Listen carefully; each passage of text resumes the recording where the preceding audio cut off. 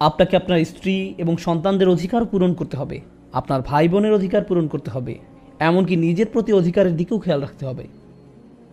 এসব কিছুতেই আপনাকে ভারসাম্য রক্ষা করতে হবে, সেরাটা দিয়েই চেষ্টা করবেন। আর তা না করতে পারলে আপনি কারো না কারো উপর জুলুম করে ফেলবেন, হয় আপনার নিজের প্রতি বা আপনার সন্তানের প্রতি ইত্যাদি।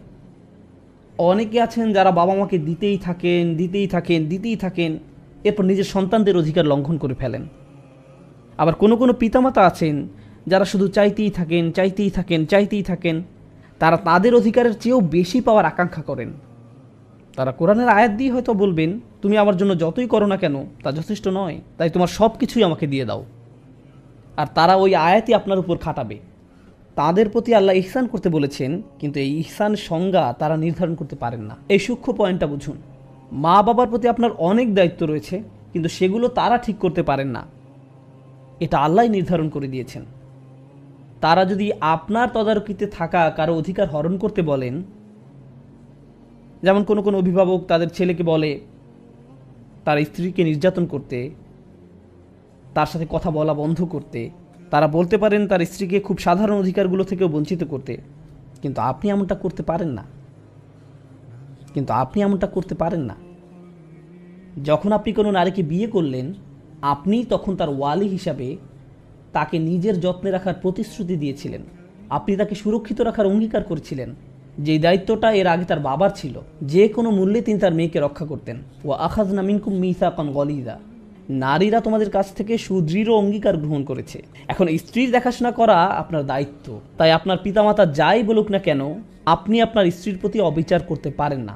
এর উল্টোটাও সত্য, স্ত্রীর কথা শুনে আপনি আপনার বাবা মায়ের সাথে অন্যায় করতে পারেন না। তাহলে এর অর্থ কি দাঁড়ায়? আমি নিজেকেও মনে করিয়ে দিচ্ছি, এই জীবনে কেউ না কেউ আপনার প্রতি অখুশি থাকবেই। সব সময় পুরুষ হিসেবে জীবনযাপনের জন্য আপনাকে অভিনন্দন, আমাদের দলে আপনাকে স্বাগতম। কেউ না কেউ নারাজ থাকবেই আপনার ব্যাপারে। বাবা বলবেন তুমি ভালো সন্তান হওনি, মা বলবেন তুমি আমার চেয়ে বউকে বেশি ভালোবাসো, স্ত্রী বলবেন তুমি খালি বাবা মায়েরই খেয়াল রাখো, আমি তো তোমার কেউ না। বাচ্চারা বলবে তুমি শুধু দাদা দাদিরই যত্ন নাও, আমাদেরকে পাত্তাই দাও না। আবার বাবা মা বলবে তুমি শুধু বাচ্চাদেরকে নিয়েই পড়ে থাকো, আমরা তো এখন আবর্জনা। সবাই ভাববে যে আপনি কিছুই করেন না, আপনি পুরোই অকর্মা। হয়তো কেবল জানাজাতি আপনার ব্যাপারে ভালো কিছু বলা হবে। ও অনেক ভালো মানুষ ছিল।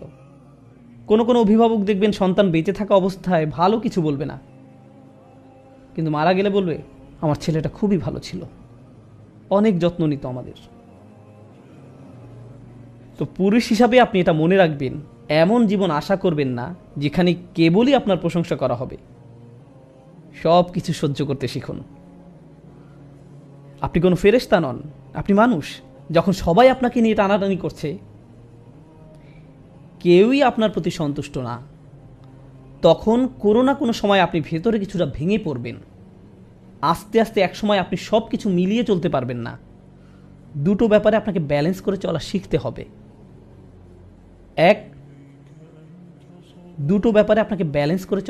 হবে। এক, আপনি রেগে মেগে বলে ফেলবেন আমি তো এমনিতেই সবাইকে খুশি করতে পারবো না, তাই আমি চেষ্টা করাই ছেড়ে দিয়েছি, সবাই গোল্লায় যাক।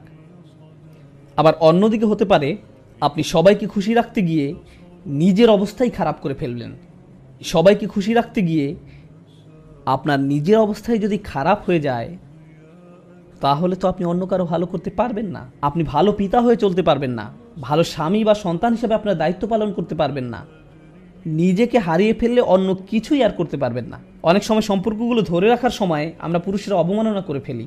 হয়তো আমরা অন্যদের অধিকারগুলো দিচ্ছি না, আবার মাঝে মাঝে যারা আমাদের উপর নির্ভরশীল তারাই আমাদের সম্পর্কের অবমাননা করে বসে, তারা আমাদের সাথে অন্যায় করে ফেলে। নিজের অধিকারের ক্ষেত্রে আপনাকেই সেই দাগটা টানতে হবে, নিজ থেকেই সেই অধিকারগুলো চাইতে হবে। একই সাথে খেয়াল রাখতে হবে যেন আপনি অন্যের উপর জুলুম না করেন। আমরা এমন সমাজে বাস করছি যেখানে ধরে নেওয়া হয় কোনো খারাপ কিছু ঘটলে তার জন্য পুরুষই দায়ী। সবসময় পুরুষই দায়ী না। কোরআনের বর্ণনায় অনেক বিশৃঙ্খলার কারণ পুরুষ, আবার অনেক ক্ষেত্রে নারী। মানুষেরাই বিশৃঙ্খলাকারী।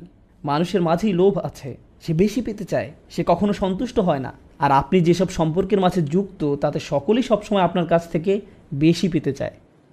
আপনাকেই সেই সীমারেখাটা আনতে হবে। আর ঘুমোতে যাওয়ার সময় আপনি যেন বলতে পারেন, আমি সবার সাথে ইনসাফ করে চলেছি, আমি আমার স্ত্রী সন্তানদের কম দেইনি, আমি আমার কর্মক্ষেত্রে ঠিক থেকেছি, আমি আমার বাবা মায়ের অধিকার লঙ্ঘন করিনি। আর আপনার বাবা মাকে বাস্তবিকভাবেই বুঝিয়ে বলতে হবে যে আপনি আপনার সর্বোচ্চ চেষ্টাটা করেছেন।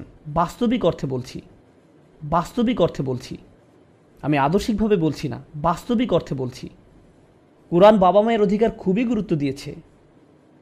ইব্রাহিম আলাইহিস সালাম কি তাঁর বাড়ি ছেড়ে চলে যাননি? হ্যাঁ, গিয়েছেন। তিনি সেখানে থেকে যেতে পারতেন, আর তাকে মারধর করা চালিয়ে যাওয়া হতো। অনেক সাহাবীদেরকেই খুব কঠিন অবস্থার সম্মুখীন হতে হয়েছিল, যেমন সাদ ইবনে আবি ওয়াক্কাস রাদিয়াল্লাহু তাআলা আনহু। তার মা বলেছিলেন, আমি না খেয়ে মরে যাব কারণ তুমি মুসলিম হয়েছ। আমি ইসলামকে ঘৃণা করি, আমি তোমার মুসলিম হওয়া মেনে নিতে পারবো না। অথচ তার মা একাকী তাকে লালন পালন করেছিলেন। মাকে কিছু না খেতে দেখে তার নিজেরই খুব খারাপ লাগছিল, কিন্তু তিনি ইসলাম ত্যাগ করতে পারেননি। অনেক সময় মানসিক অত্যাচার শারীরিক নির্যাতনের চেয়েও অনেক বেশি কাঁদায়। আর সেই মানুষগুলোই আমাদের বেশি কষ্ট দেয়, আর সেই মানুষগুলোই আমাদের বেশি কষ্ট দেয় যারা আমাদের বেশি আপন, যারা আমাদের বেশি আপন। শারীরিক নির্যাতনের ক্ষেত্রে চিহ্নগুলো আমরা দেখতে পারি, কিন্তু মানসিক অত্যাচার চিহ্নিত করা কঠিন। আমার আজকের আলোচনার বিষয় দুটি। এক, নিজের দিকে ভালোভাবে তাকিয়ে দেখুন আপনি নিজে দোষী কিনা, আপনি অবিচার করছেন কিনা। দুই, নাকি আপনার উপরই কোনো অবিচার করা হচ্ছে। আপনার উপর অনেক বিষয় নির্ভর করে। যদি আপনার প্রতি অন্যায় চলতে থাকে তাহলে একসময় আপনি ভেঙে পড়বেন, নিজের দায়িত্বগুলো ঠিকমতো পালন করতে পারবেন না। সুতরাং অন্যকে খুশি করা নিয়ে দুশ্চিন্তা করবেন না। মানুষকে সন্তুষ্ট করা এমন এক গর্ত খোঁড়ার মতো যার কাজের কোনো শেষ নেই। আপনার কাজ তাই আল্লাহকে খুশি করা। আপনি যদি এখনই মারা যান তাহলে যেন আল্লাহর সামনে দাঁড়িয়ে পূর্ণ চেতনা নিয়ে বলতে পারেন, হে আল্লাহ, আমি কারো অধিকার কম দেইনি, আমি কারো প্রতি অবিচার করিনি। আমি জানি তারা সবাই হয়তো এমনটা মনে করে না, কিন্তু তুমি আর আমি জানি আমি কতটুকু করেছি বা করিনি। এটাই ইহসান। ইহসান হলো আত্মসচেতনতা। আপনি যদি অন্য মানুষের স্ট্যান্ডার্ড অনুযায়ী চলতে যান তাহলে আপনি যাই করেন না কেন আপনার 12টা বেজে যাবে, আপনার 12টা বেজে যাবে। আমাদের মা বাবারা হয়তো এমন পরিবেশে বড় হয়েছেন যে আপনি হয়তো কোনো হাসপাতালে কার্ডিয়াক সার্জারির হেড, বা আপনি হয়তো আপনার ভাই বোনদের মধ্যে সবচেয়ে ভালো, কিন্তু তাও তারা বলবে, তোমার কাছ থেকে আমি আরও বেশি আশা করেছিলাম। বাকি সবাই আপনার তারিফ করে, কিন্তু তারা বলবে, তুমি এমন কেন, তুমি আমাকে হতাশ করলে। কোনো কিছুই যথেষ্ট হবে না, এটাও ঠিক আছে। তারা হয়তো ভাবে যে আপনি যথাযথ ভালো হতে পারেননি। আপনার স্ত্রীও এমনটা ভাবতে পারেন। তিনি হয়তো আপনাকে ছোট করে কথা বলেন, এমনভাবে কথা বলেন যেন আপনি কোনো আবর্জনা। সন্তানেরা হয়তো আপনাকে কষ্ট দেয়, আমি জানি না, কিন্তু একটা কথা মনে রাখবেন, আল্লাহর সাথে আপনাকে সৎ থাকতে হবে।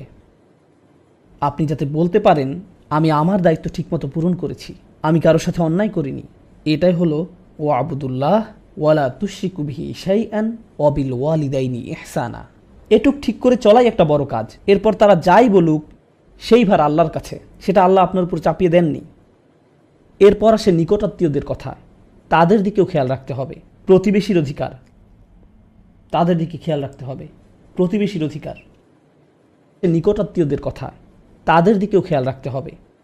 অনেক আলেমরা বলেন আপনার বন্ধুরাও এই আওতায় পড়ে, বিশেষ করে যেসব বন্ধু আপনার বাসার কাছে থাকে, তাদের কিছু প্রয়োজন কিনা সেদিকে খেয়াল রাখা।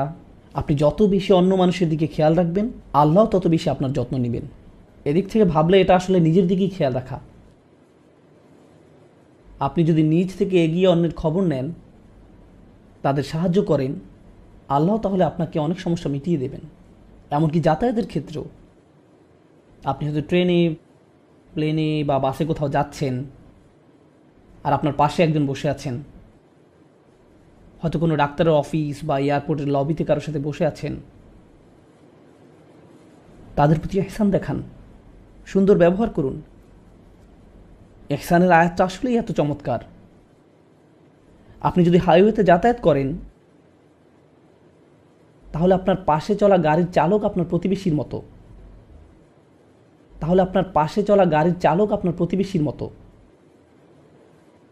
তাই যদি তাকে কোনো ইঙ্গিত না দিয়ে হুট করে মোড় ঘুরিয়ে নেন, তাহলে সেটাও আয়াতটির অবমাননা হবে। আপনি তার প্রতি ইহসান করলেন না, তাকে বিচ্ছিন্ন করে দিলেন। যেমন কেউ গাড়ি পার্ক করতে যাচ্ছে আর আপনি মাঝখান দিয়ে, কারণ আপনার হয়তো জুমার নামাজ ধরতে হবে, কিন্তু এতে করে আপনি আপনার প্রতিবেশীর প্রতি ইহসান নষ্ট করলেন। ইহসান হলো তার প্রতি দয়া দেখানো, ভালো ব্যবহার করা। তো এই ভালো ব্যবহার দেখানোটা পরিবারের মধ্য থেকে শুরু হয়ে বাইরের দিকে বিস্তার করবে। এই আয়াতের ব্যাপারে এটা বলে আমি শেষ করতে চাই, প্রথমত আল্লাহর সাথে ন্যূনতম একটা সম্পর্ক ধরে রাখা, এরপর আসে আপনার মা বাবা, তারপর নিকটাত্মীয় আর প্রতিবেশীদের অধিকার। এটা আসলে কি বোঝায়? আপনার হৃদয়ের সাথে যেই সম্পর্কটা সবচেয়ে বেশি জড়িত সেটার গুরুত্ব সবার আগে, এরপর বাকি মানব সম্পর্কগুলো, যার মধ্যে প্রথমে আসে আপনার মা বাবা, তারপর নিকটাত্মীয়, স্ত্রী সন্তান, এরা সবাই এর অন্তর্ভুক্ত। এরপর এটা বাইরের দিকে আরও বিস্তৃত হবে। কিন্তু দুর্ভাগ্যজনকভাবে এর উল্টোটাও দেখা যায়। সমাজে আপনি কাউকে দেখতে পান যিনি অনেক ভালো, অন্যদের সাথে ভালো আচরণ করেন, সালাম বিনিময় করেন, খুবই ভালো লোক, কিন্তু যখন তিনি বাসার দরজা লাগান তারপর তিনি ফেরাউনের মতো হয়ে যান। আপনি তাকে চিনতেই পারবেন না। ওনার কি হলো? তার কণ্ঠ বদলে যায়, মেজাজ নষ্ট হয়ে যায়, মনে হয় তিনি যেন অন্য কেউ। আল্লাহ আমাদের এই সম্পর্কের সিরিয়ালটা দিলেন, কারণ বাইরের সবার সাথে ভালো ব্যবহার করে কোনো লাভ নেই যদি আপনি মা বাবার সাথে ভালো ব্যবহার না করেন, কিংবা আপনার স্ত্রী বা সন্তানদের সাথে ভালো ব্যবহার না করেন। প্রথমে যদি এটাই না করতে পারেন, তাহলে বাইরে যা দেখান তার পুরোটাই আপনার মিথ্যা, এর কোনো মূল্য থাকবে না। এজন্য এই আয়াতটা নিয়ে বাস্তবতার প্রেক্ষিতে কথা বলতে চেয়েছিলাম। আমি বুঝি যে পুরুষরা অনেক চাপের মধ্যে থাকেন, কিন্তু যদি আপনার দায়িত্বগুলো ভালোভাবে পালন করে যেতে চান, তাহলে অবশ্যই আপনার নিজের প্রাথমিক অধিকারগুলো নিশ্চিত করতে হবে।